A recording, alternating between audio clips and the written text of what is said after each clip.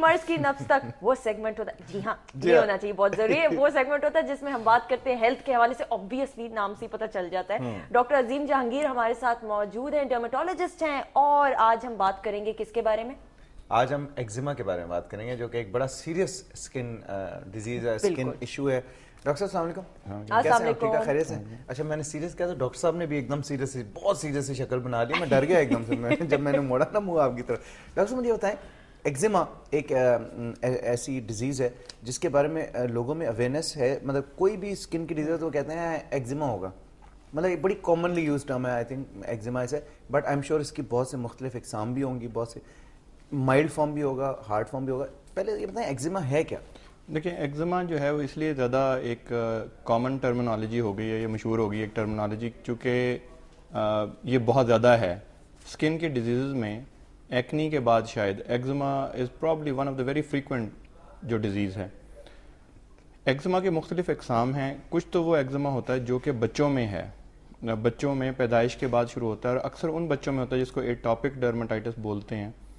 ان بچوں میں ہوتا ہے جن میں دمہ ہوتا ہے, اور ایک اسے کہتے ہیں ہم ہے فیور, یعنی جب یہ گندم کی کٹائی ہوتی ہے یا اس میں چھینکیں آنی شروع ہو جاتی ہیں. یہ دو چیزیں جن میں ہوں, اور ساتھ ہی ان کو کافی دفعہ ایگزیما ہونے کے چانسز ہوتے ہیں. اچھا, تو بچے وہ جن کو بہت الرجیز ہوتے ہیں, جن کی فیملی ہسٹری ہے الرجیز کی, ان میں ایگزیما کا چانسز ہوتا ہے. اور ان بچوں میں اکثر اگر آپ دیکھیں گے تو بچپن سے ہی ان کے منہ پہ سرخ نشان جو کہ خارش کرتے ہیں, اور ہلکی سی اوپر اسکیلنگ یعنی خشکی سی آ جاتی ہے, ریشز ہوتے ہیں.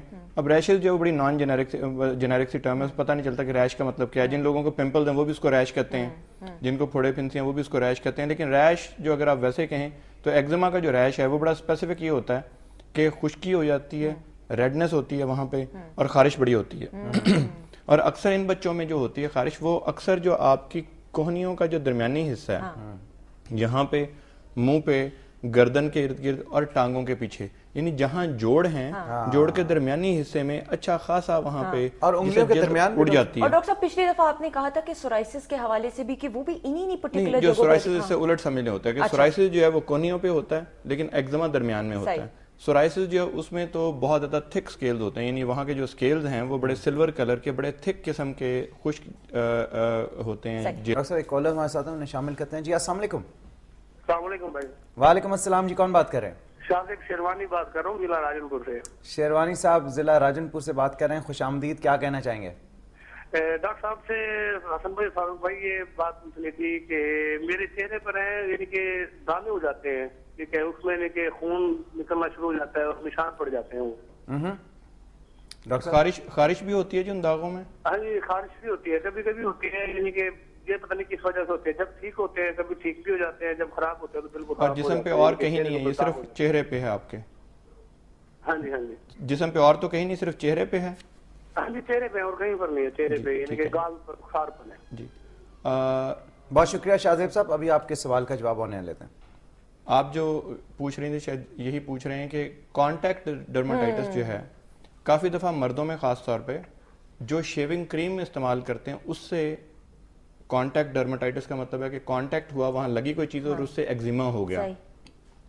بہت سارے کیمیکل جو ہمیں پتہ تو نہیں ہوتے کون سے کیمیکلز ہیں, ہم اپنے چہرے پہ لگا لیتے ہیں, لیکن بعد میں پتہ چلتا ہے کہ جہاں جہاں وہ کیمیکل لگا تھا وہاں وہاں خارش ہونی شروع ہو گئی, سرخ ہو گیا, اور وہاں پہ خون نکلنے لگ گیا, اوپر سے کوئی چھلکے سے آگے. یہ ایک ٹپیکل سمٹم ہے کانٹیکٹ ڈرمیٹائٹس کی, کہ جس سے کانٹیکٹ الرجی کہہ لیں گے, کسی چیز سے کانٹیکٹ ہوا وہاں پہ الرجی ہوگی. کیمیکل سے مطلب کیمیکل آفٹر شیو ہے؟ جی, اب کیمیکل جتنی بھی ہم یوز چیزیں کرتے ہیں جس میں کہ آپ کا ہیئر ڈائی آ جاتا ہے, رنگ گورا کرنے والی کچھ کریمیں بھی آ جاتی ہیں, لیکن ہیئر ڈائی اس کی کلاسک ایگزامپل ہے کہ جب وہ لوگ جو ہیئر ڈائی استعمال کرتے ہیں رنگ بالوں کو کرنے کے لیے, جہاں جہاں وہ لگتا ہے وہاں پہ شدید خارش شروع ہو جاتی ہے, وہاں پہ الرجی جسے کہتے ہیں لوگ عام زبان میں ہو جاتی ہے, تو وہ کانٹیکٹ ڈرمیٹائٹس ہے.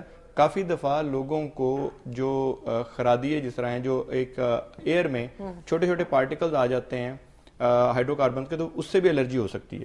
کچھ لوگ جب نئی پینٹ یا پالش ہوتا ہے گھر کے اندر تو اس سے بھی پورا چہرہ اور جو ایکسپوزڈ ایریاز ہیں وہاں پہ الرجی ہو جاتی ہے.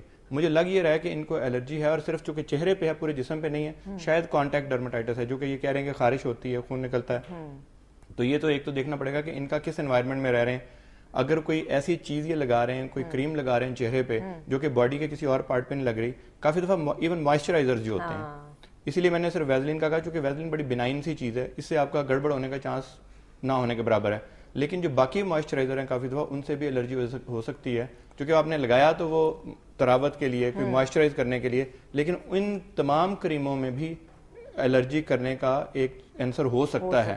پریکاشنری میجرز کیا ہونے چاہیے ایگزیما کے؟ ایگزیما کے پریکاشنری میجر, سب سے آسان پریکاشنری میجر جو ایگزیما کا ہے کہ جو ہی ایگزیما ہو فوری طور پہ اس کا ٹریٹمنٹ شروع کریں. اس لیے کہ جب آپ ٹریٹمنٹ شروع نہیں کرتے بہت عرصے تک وہ ایگزیما چلتا رہتا ہے اور ایگزیما بڑھتا رہتا ہے.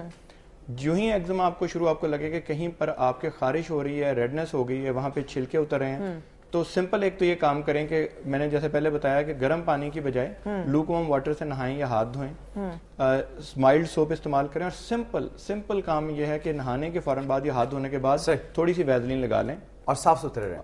صاف ستھرے تو رہنے کا تعلق سے بہت زیادہ ایکنی سے نہیں, لیکن ہم مسلمان جو ہیں وہ اکثر زیادہ صاف ستھرے ہوتے ہیں then many of the other people on earth, اور اگر اس سے نہ ہو تو پھر اپنے معالج سے رابطہ. ڈاکٹر صاحب thank you very much, it was a very informative session. انشاءاللہ تعالی اگلے ہفتے جو ہے ایک نئے ٹاپک کے ساتھ, نئے سیشن کے ساتھ آئیں گے. خواتین آزاد ایک چھوٹی سی بریک لینی, لیکن بریک کے بعد ہمارے ساتھ موجود ہوں گے ندیم عباس لونے والا. بہت ہی زبردست ینگسٹر ہیں, ٹیلنٹڈ ہیں, بہت اچھا گاتے ہیں اور بہت ہی میوزیکل فیملی سے ان کا تعلق ہے. ان سے ملاقات کرائیں گے. اسٹے ٹیون ٹو جاگو دنیا.